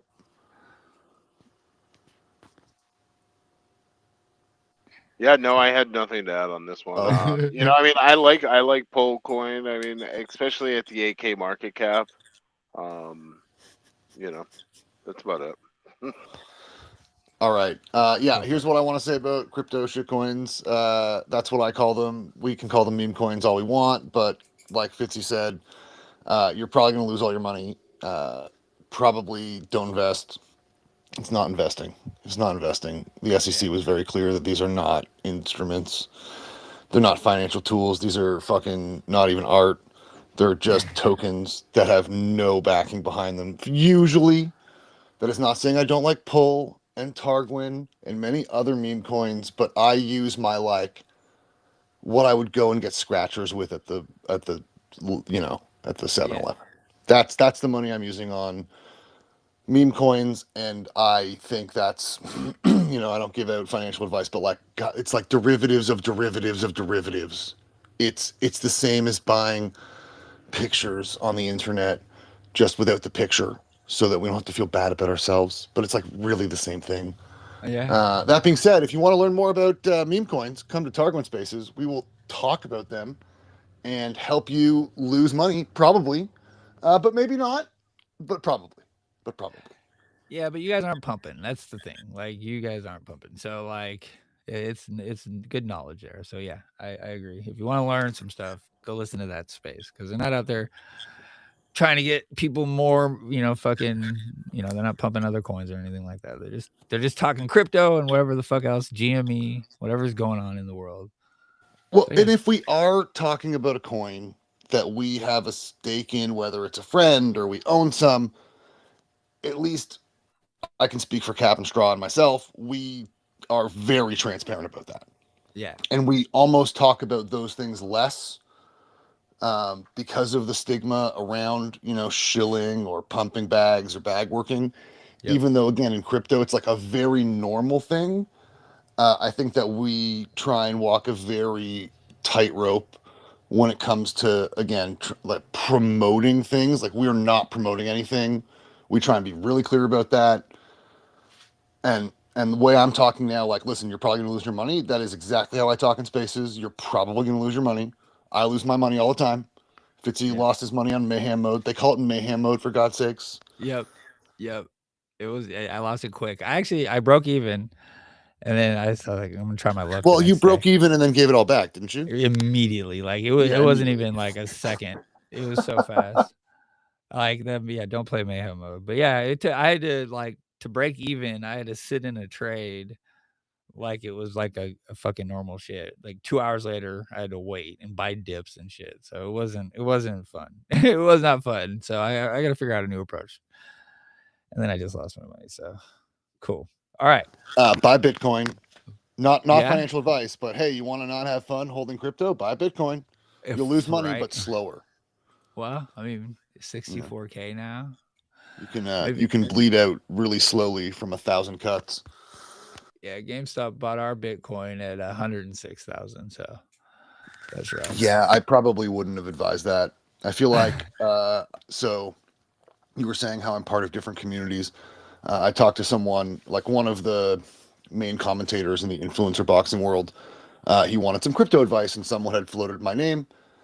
And we were talking, and crypto was in that phase where it was like over 100,000 for Bitcoin. And I was like, listen, like long term, I think it's fine, but it's gonna be lower.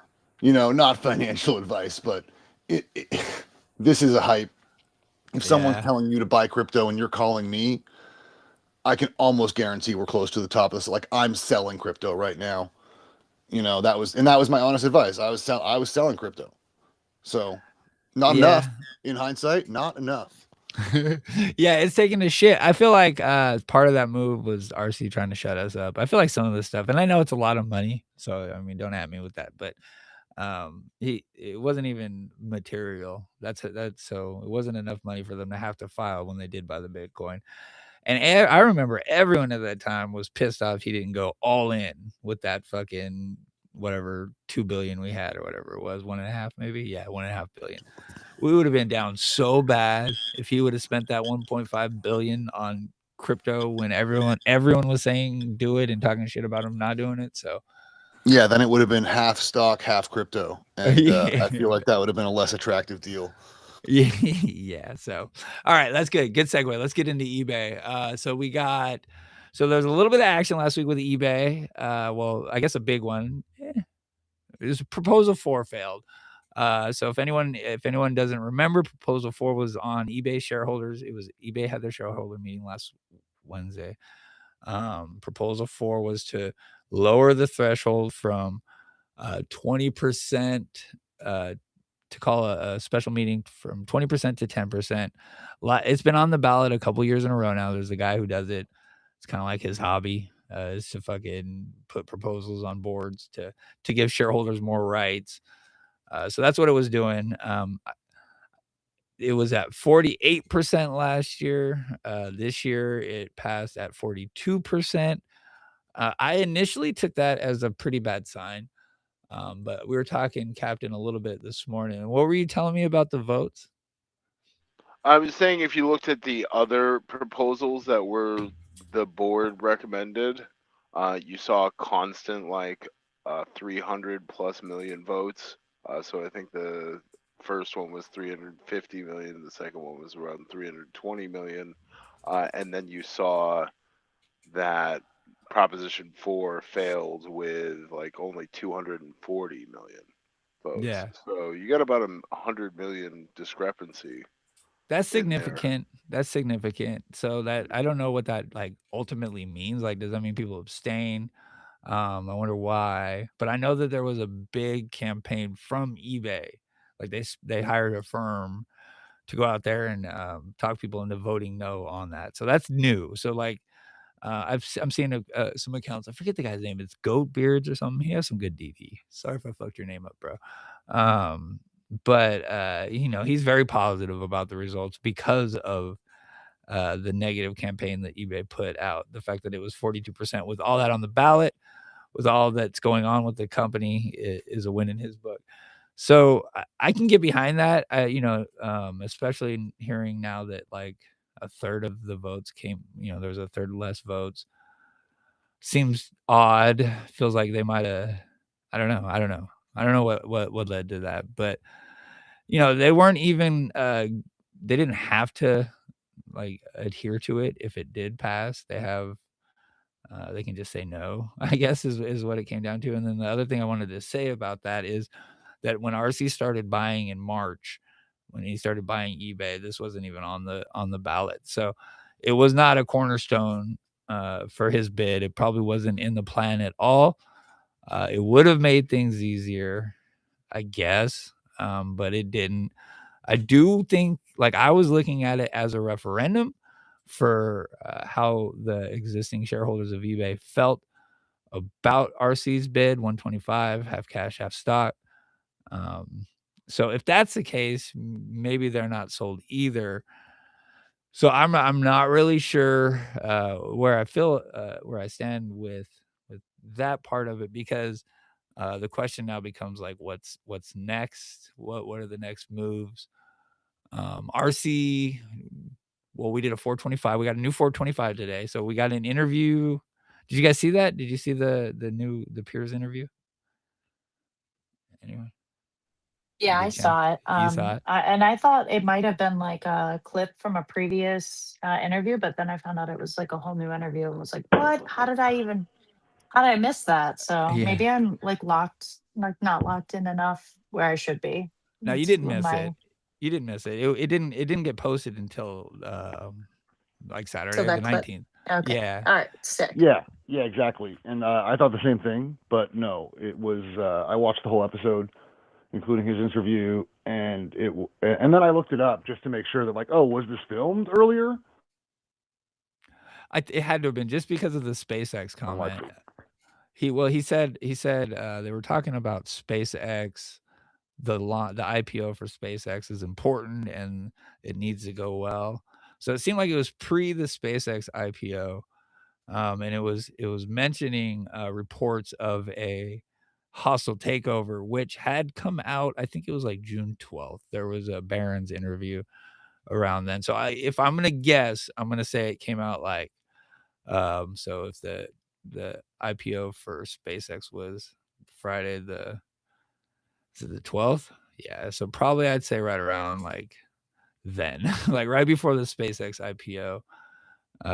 So not that old news at all, but kind of old. Like the proposal 4 hadn't failed yet. So anyways, yeah, so it was a response to Sorkin. What am I sharing here? Let me look at the chart too. We might be trying to break out. It was a response to Sorkin, who was the main guest of Piers, and Piers had asked Sorkin about RC's response, the epic, what don't you understand? It's on the website. So it was that, and then RC responded. They brought, it was kind of, I don't know, it was odd. So now that we see the 425, it makes me feel like it was kind of like timed right, because he wanted the information out when it got out, but it was very heavily leaning on a hostile takeover bid. So, let's see. So you're saying there's a chance? Yeah, I mean, so I guess my question is, let me add that so the 425 came out, and we have more shares now. So his response, I guess, was to buy more shares. I was hoping maybe his response would be to buy GME shares, because we got a nice candle right when the news was announced. It was like 375,000 shares that came in. Let me go to the chart. Right when it was announced, it was right here. On Thursday, it did mark our top for the next next day, I guess, the rest of that day. So yeah, I don't know. I was hopeful maybe he bought GME as a response. Probably not. He would have told us by then, but he definitely bought eBay as a response. So he bought almost another 2 million shares. We're up to 9.77%. So I believe he's using these 425s, by the way. So every time we see one, check the bottom, because he's using it to update his position and talk shit. He usually throws a dig in here about the eBay board or something like that. But yeah, we added 2 million more shares. The put call pairs still remain. HSR has been satisfied, so we can start converting these put call pairs to shares. We just haven't yet. So we have 4 million, I think, of voting rights. Well, I have to do math on what that is, but what, a couple percent. Yeah, maybe. Either way, we're almost to 10%, but what does that mean? I don't know. Delaware 203 says that we cannot own more than 15%. And if as a company we get over 15%,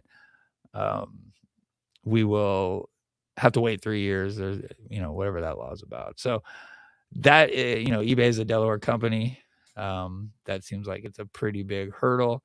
So, there's all kinds of talk about, RC Ventures has 5%, or, I just don't know if that's possible either, I think if anyone on the GameStop board or anyone that is in the know about what GameStop's plans are with eBay, if they are buying secretly, it will be a problem, and the SEC will probably not be happy, and it will give people like that are opposing the eBay deal ammunition at court and such. So I don't think RC plays that loose with shit.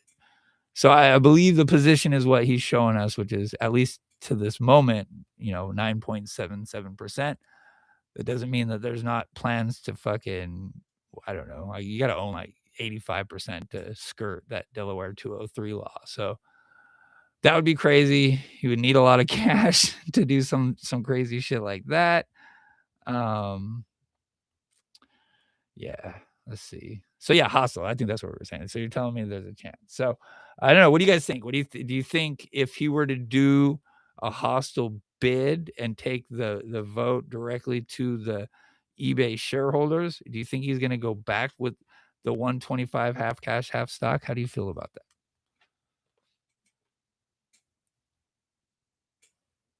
Anyone? God, it's so I mean, it's.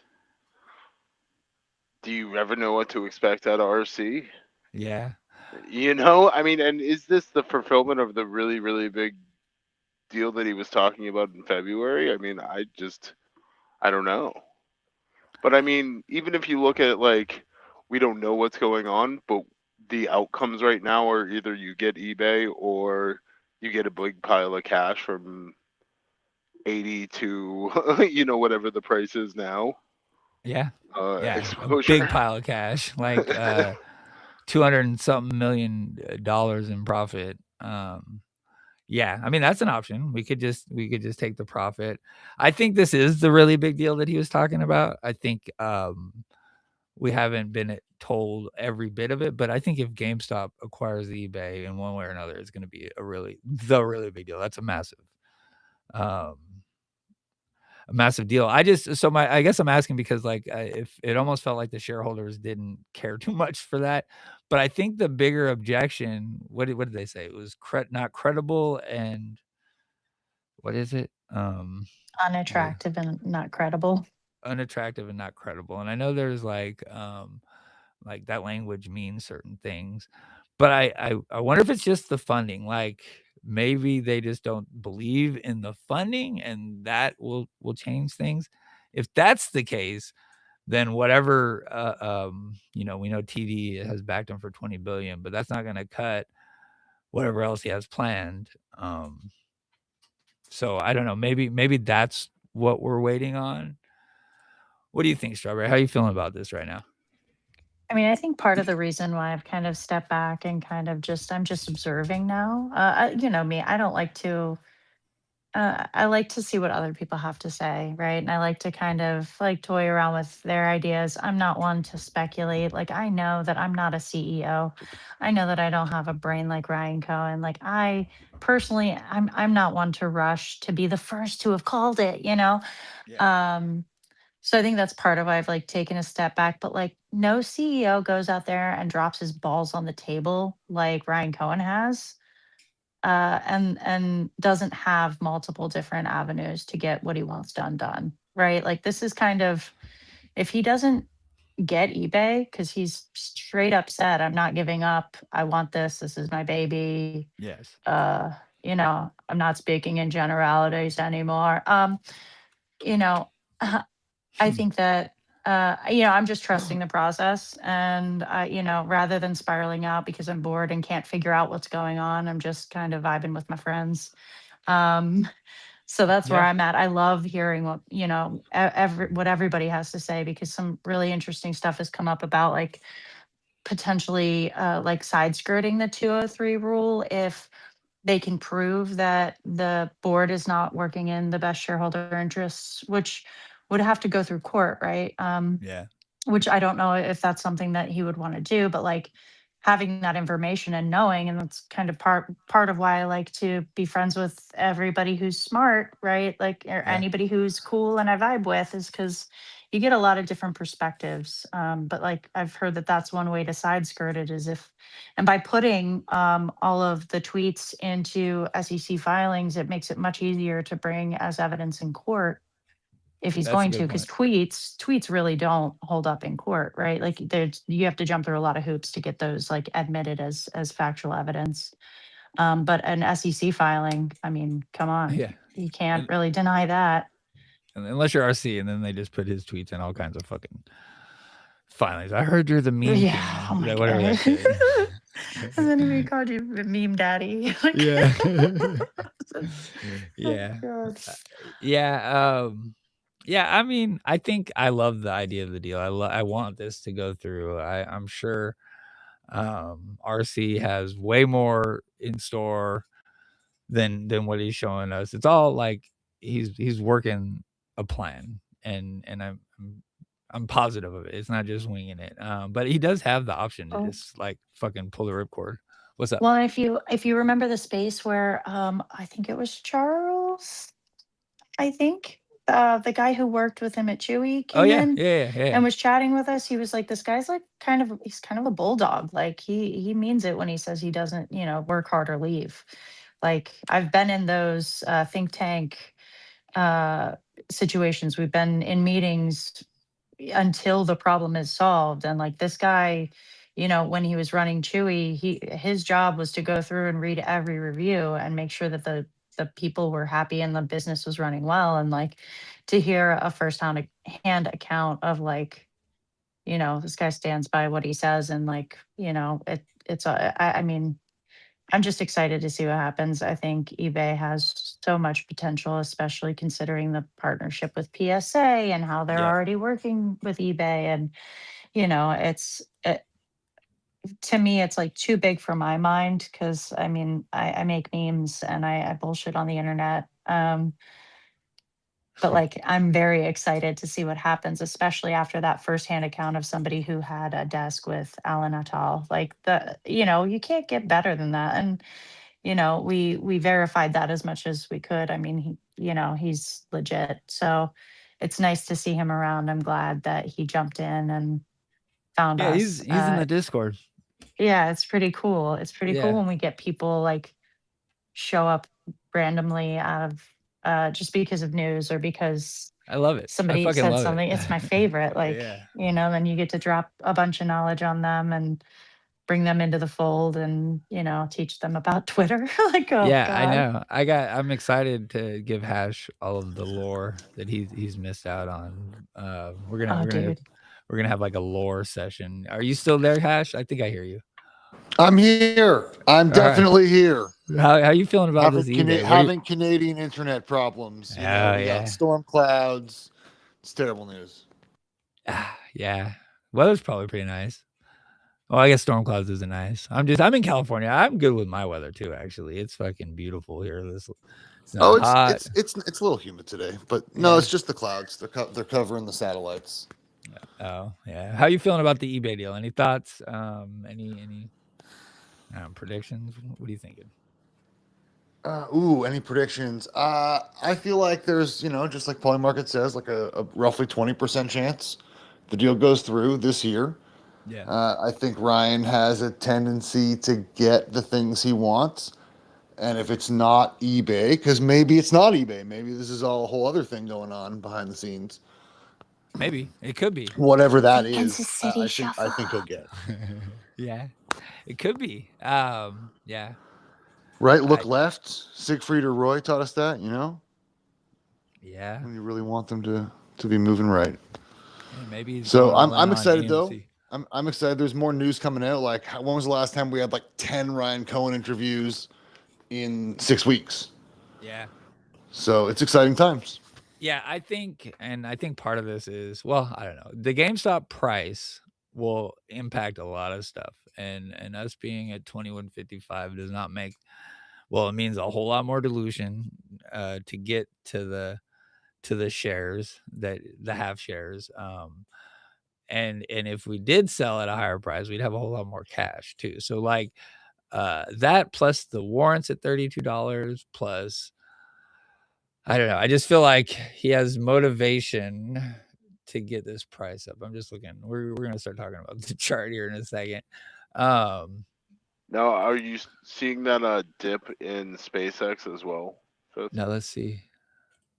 Captain, you got anything about eBay before we move on?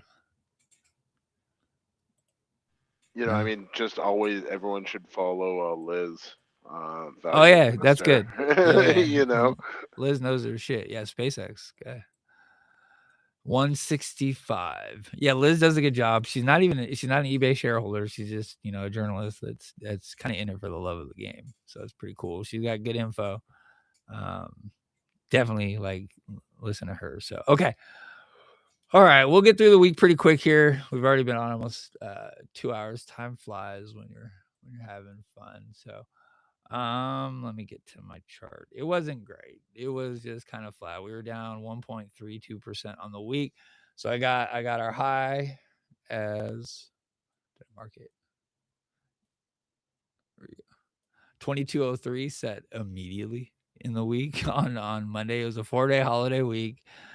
It was OPEX. It was a big OPEX, and it was quad witching. So everything was a formula for a flat kind of meh low volume week, and that's exactly what we got. 25 million in volume total for the week.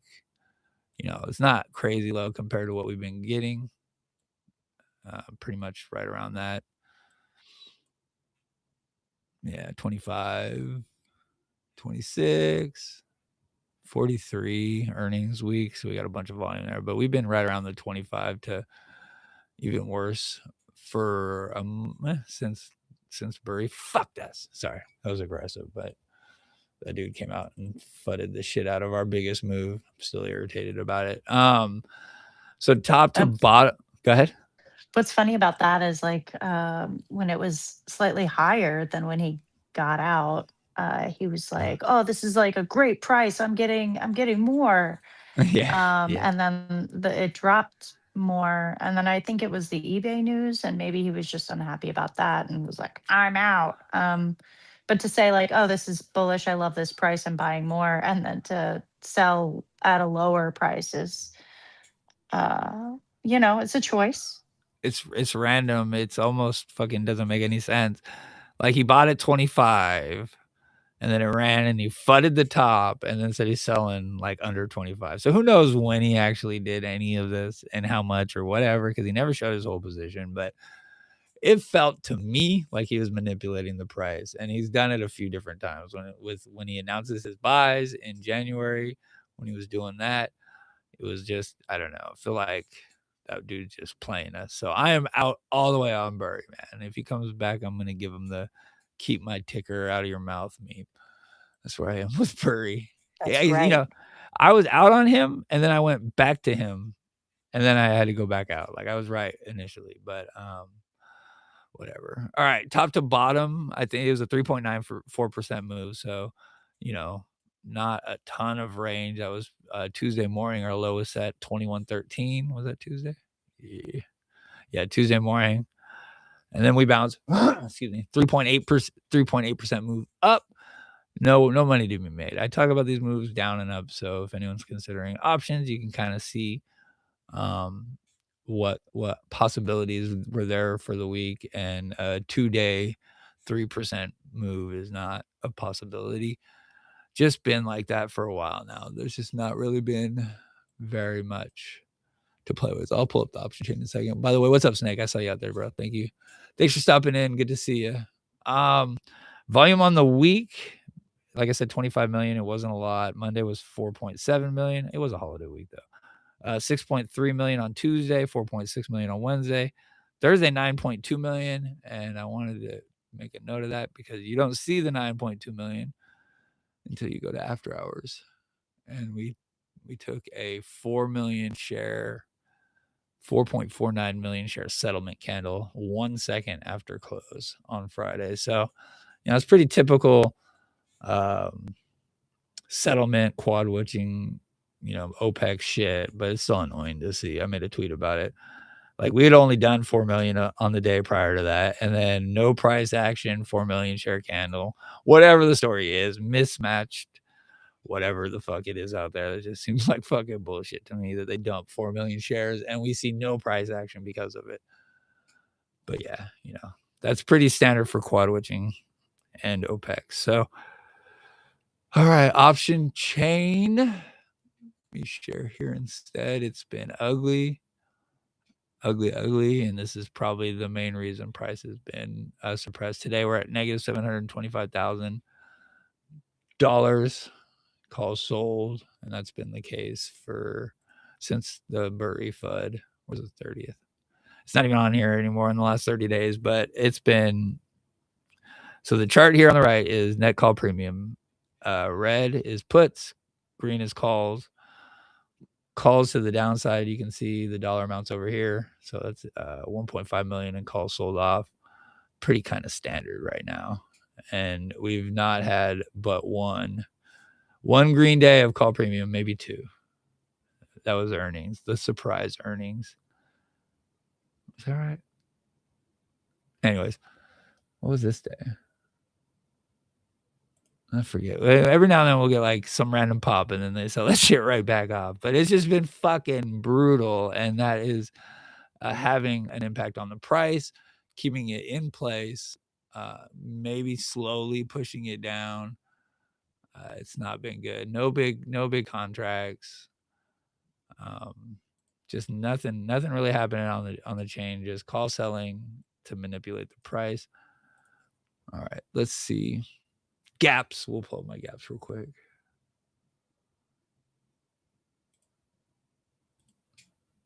So we didn't fill our gap last week. We got down into it a little bit. So the gap that I'm still watching and that I'm concerned about, well, it's for sure this one at 2113. It doesn't fill until 2093.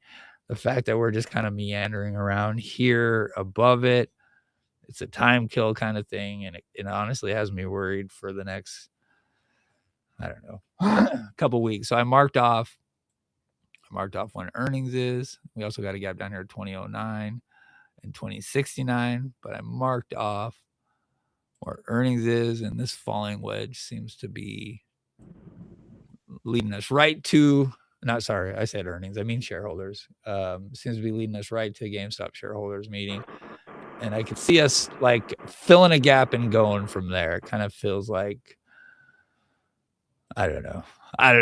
It's just sideways, boring, just nothing price action. It's a little falling wedge, nice falling wedge, but just no volume. And until we get some, it's probably going to be more of this. In terms of cycles, we're entering our worst part of the year. This is the echo chamber. We are GameStop bulls, but I'm, I see a little bit of flat in our future, but June to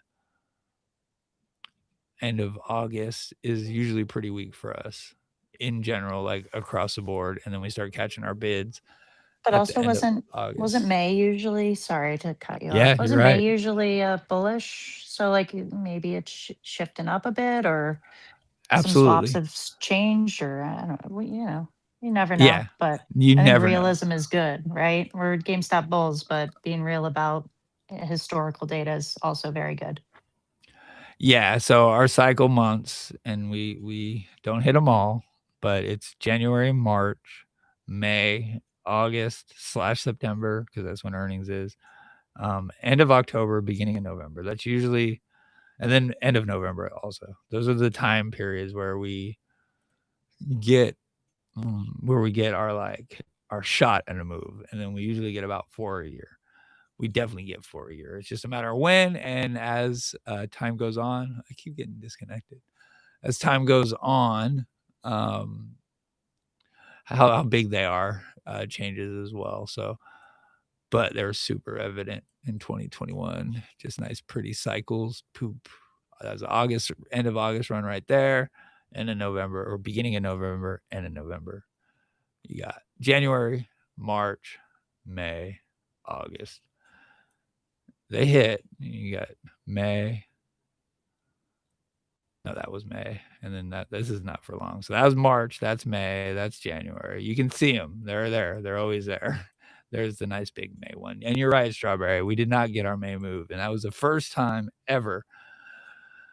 Well, they dumped a bunch of volume, though, at the very beginning of May here, which concerns me that they might have kicked it. We got 40 million traded right at the very beginning of May, which is a bad sign usually if you don't keep going. Like anything over 20 million is pretty concerning. It feels like they're kicking a can. So maybe we got something in store for July. Maybe RC wants the price to go up ahead of shareholders meeting.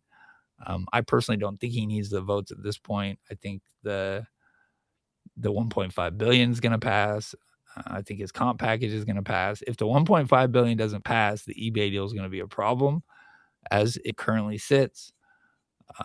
We don't have enough shares available. So, especially with his comp package included in that. So we will need, but again, all that's going to pass. I don't have any question around any of that passing. I think the shares might have a harder time than his comp package, but it might go the other way. People seem to be focusing on the comp package. So, all right, Hopium. Let's see. This is my UCopy chart. Well, hey, can I cut in for a minute? Because I have to Yeah. run. The kids woke up. But I just want to say thanks for having us. We've been talking about getting on the show for a while, and glad I finally made it. Thank you to everyone in the chat. I haven't been able to read any of it. I'll go back later. But all of my friends who are here or have stopped in, like, I love you guys. I love the GameStop community. And like anyone I know from any other stock community that I happen to, you're all awesome. Thanks for making the ride a little more fun. I'll see you guys out there. And Fitzy, thank you for the echo chamber and giving out good, like, solid information. Like, I hate it. I mean, I know sometimes people share things that they hear and it sounds really legit, but like when it comes to the echo chamber and you guys, like, I always go verify myself anyway, but like I feel a little better shouting out info I get from you guys because I know you also care a lot about sharing factual information. So like, fucking shout out. And thank you. Yeah, I appreciate it. Good job. I'm glad you got on, Strawberry. We've been trying for a while, so good job. Thanks for coming on. You guys follow Strawberry Moon. I don't know what her ad is anymore, though. Let me find it. It's a Starberry Moon. Starberry, and there might be an X in there. I don't know, man.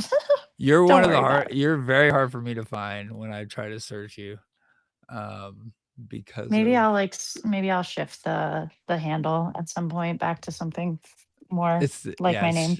Search Straw Meanie. You'll find her there. Yeah, Straw Meanie. Yeah. Such a bully. She is a bully, so be careful. And she's an awesome GME shareholder. Give her a follow and go say hi in the spaces. She's up there all the time. You'll see the little purple circle. She wants you to go say hi to her. Thank you, Strawberry. Appreciate it. Yeah, enjoy. Have a good rest of the show. I'll be listening, but we're gonna catch you guys around. Here. Yeah, thank you. We're gonna wrap pretty quick here. We're almost done because the chart is the least fun of the day right now. I do like this falling wedge though. Too bad it's on the daily. This is my Hopium. This is my UCopy chart, by the way. This is June 2023 through April 2024. So, the next move is Kitty's return. I just found it interesting. That doesn't mean shit at all because fractals don't ever actually play out, but we're kind of following it pretty seriously. So keep an eye on that.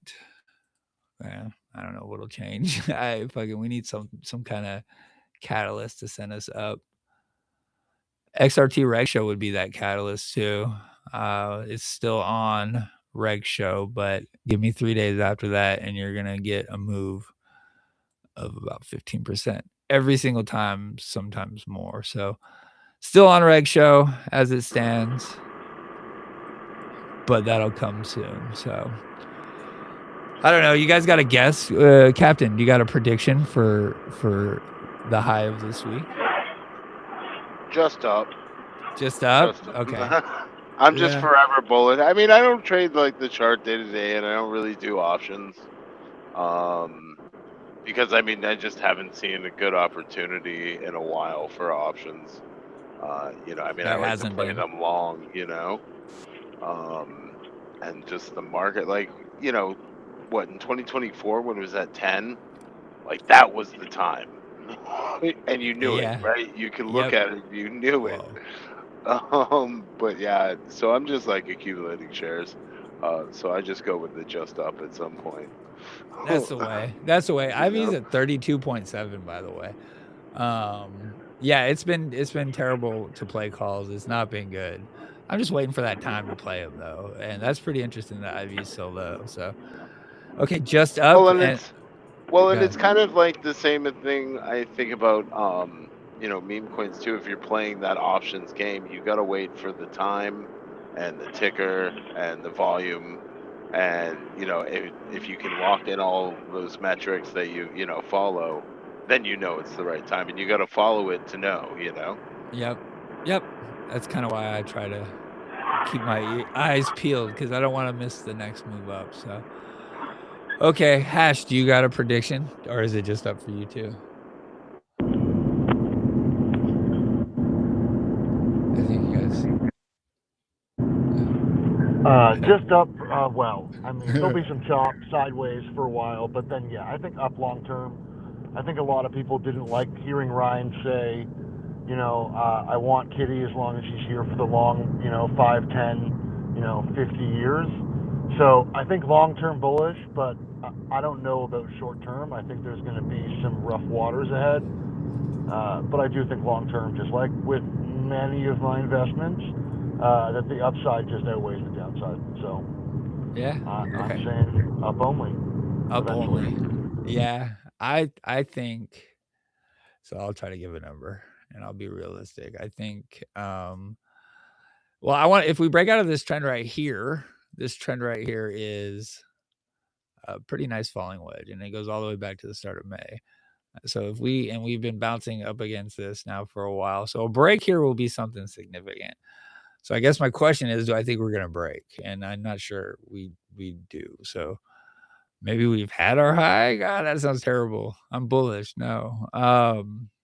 Yeah, I don't know. I have a feeling we're going to be trading sideways, but I also have a feeling we won't fill this gap either. I feel like they're going to bullshit us this week, and we just kind of live right in this little fucking range down here, and then they try to slowly gap fill us until shareholders, and we're waiting for some kind of news or a catalyst or something that'll push us up, and then we start worrying about 25 because that's the motherfucker right there. Just gotta get past it. So step one, beat the trend, and unless we get some volume, I don't think that's gonna happen so easy right now. But volume will come back, and who knows when. I talk shit about OPEX all the time, but April OPEX fucking ran for no reason. So just because it's how it is, it has been in the past, doesn't mean that's how it's going to be going forward. So, okay, I don't have tinfoil. We kind of did some shop GameStop. We're gonna wrap this fucker up, but yeah, GameStop tweeted. They've been tweeting interesting tinfoil stuff. We talked about that. Community wise, check out IB345Y45. I think I said it right, but he's got this cool little fucking bot going that buys GME shares every time an eBay board member sells their shares. So that's pretty fucking sick. He's got ChatGPT just running that shit for him. So check that out. You guys got anything you want to anything you want to say before we get out of here, Captain? I just wanted to thank you for one, having us, but two, setting up this outlet that you've set up in the echo chamber. It's a wonderful thing, and for having us, it's beautiful, man. So thank you so much for that. Yeah, I'm glad to have you guys. This is honestly, I know it's just whatever we've been bullied. This is kind of a big step for me on my show. Like, we talked Bed Bath and Beyond and meme coins at the same time. So that's kind of a big step, and I'm pretty happy about that. So I'm glad you guys came on for sure.